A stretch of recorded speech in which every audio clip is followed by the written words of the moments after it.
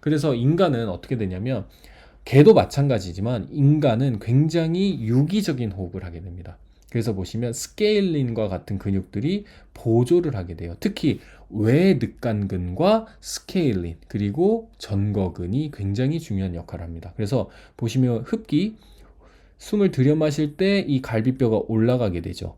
그러면서 외늑간근이 수축하게 되고, 그러니까 갈비뼈 1번, 2번 늑골이죠. 얘네들 12개의 늑골이 올라가게 되면서 스케일린도 같이 쓰이게 되고, 그 다음에 소흉근도 계속 쓰이게 되고, 그 다음에 세라토스 엔테리어도 쓰이게 됩니다. 그래서 여러분, 호흡을 잘 하시는 분들은 한번 해보세요, 여러분. 호흡을 쫙 들여 마실 때 약간 이 날개뼈가 이렇게 벌어지는 것을 보실 수 있어요. 왜?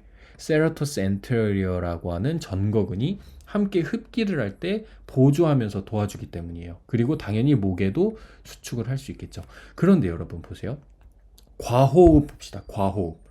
과호흡은 흡기를 너무 많이 하는 거예요. 그러면 우리가 1시간에 만약에 예를 들면 뭐 1시간이 아니라 1분에 10번 해야 되는데 1분에 40번을 한다고 생각해 봅시다.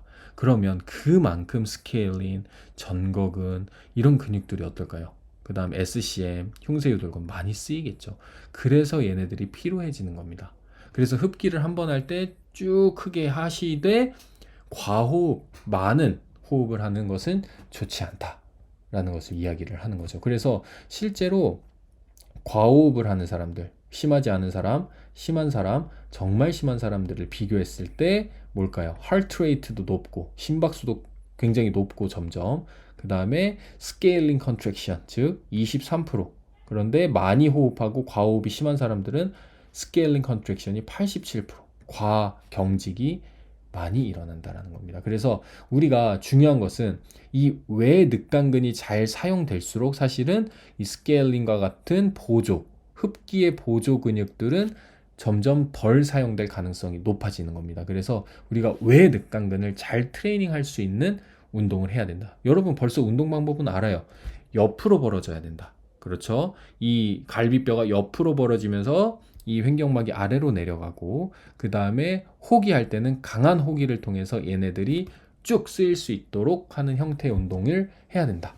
그래서 지금 보시면 사실 어렵지는 않은데요.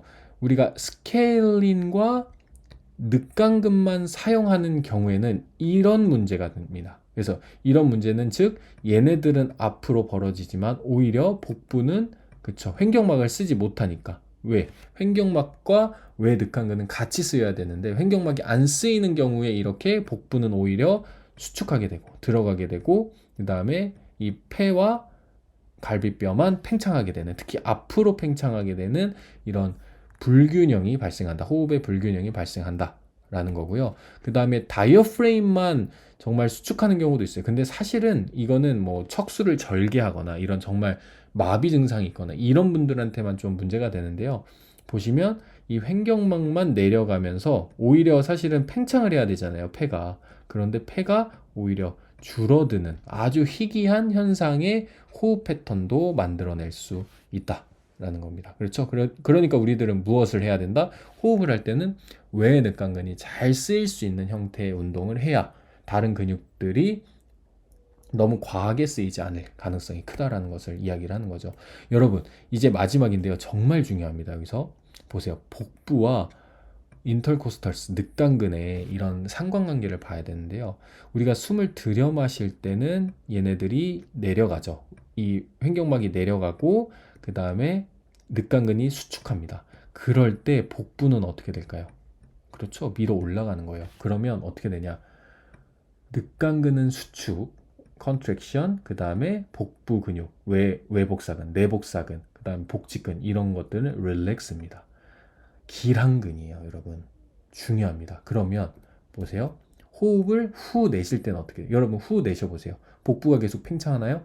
아니죠. 들어갔던 압력이 쭉 빠지면서 복부는 수축하게 됩니다. 우리가 외복사근 이렇게 보세요. 외복사근, 내복사근 얘네들 그리고 복행근 보세요. 수축하면 어떻게 되죠? 쪼그라들어집니다. 그러면 후 내뱉을 때 복사근, 복부에 있는 근육들은 수축하게 되는 겁니다. 그러면서 뭘까요? 늑간근은 이완하게 되는 거죠. 그렇죠. 다시 올라갔던 폐와 갈비뼈가 후 내뱉으면서 다시 제자리로 오기 때문에 기항에 작용을 합니다. 그래서 호흡을 들여 마실 때는 늑강근은 수축, 복부는 이완, 그리고 후 내쉴 때는 복부는 수축, 늑강근은 이완입니다. 그러니까 여러분 정말 중요하죠. 후 내뱉을 때 복부에 있는 근육이 약하거나 제대로 힘을 쓰지 못하면 어떻게 될까요? 이 늑강근이 제대로 릴렉스 할 수 없다는 겁니다. 우리가 A 근육을 잘 써야 B 근육이 릴렉스가 되죠. 대퇴사두근을 잘 써야 햄스트링이 이완되겠죠. 얘네 둘이 같이 쓰이면 어떻게 될까요? 그렇죠. 과경직이 일어나는 겁니다. 그래서 복부 근육이 호흡에서 정말 중요합니다. 얘네들이 수축을 잘 해줄 수 있는 운동을 제공해야 됩니다. 이거 너무 중요합니다. 복행근의 수축 능력, 외복사근과 복직근의 수축 능력이 이 늑강근의 릴렉스까지 만들어낼 수 있다. 반대로 늑강근의 수축은 복부의 릴렉스를 만들어낼 수 있다. 그러니까 복직근 타이트한 분들, 그리고 외복사근, 내복사근 타이트한 분들은 뭐예요? 이 늑강근이 잘 호흡하면서 수축하는 경우에 오히려 잘 쓰이면서 이 복부에 있는 근육의 경직을 완화시켜 줄 수 있다라는 겁니다. 너무 재밌지 않나요, 여러분? 그래서 복부와 호흡, 늑강근의 상관관계를 알아봤습니다, 여러분. 그래서 여러분들이 인사이트를 얻으시고 만약에 복부가 너무 라운드 숄더 되어 있거나 우리가 후만 그쵸 되어 있거나 아니면 후방경사 되어 있는 분들은 복부가 많이 경직되어 있을 수 있잖아요. 그런 분들은 늑강근을 트레이닝해야 될 가능성이 크다라는 겁니다, 여러분. 그래서 꼭 이런 부분들이 여러분들이 트레이닝할 때 도움이 될 수 있는 현장에 필요한 이런 지식으로서 적용이 되면 저는 더 좋지 않을까 생각을 합니다. 그럼 파트 3에서 더 좋은 운동과 재밌는 즐거운 평가들로 찾아뵙도록 하겠습니다.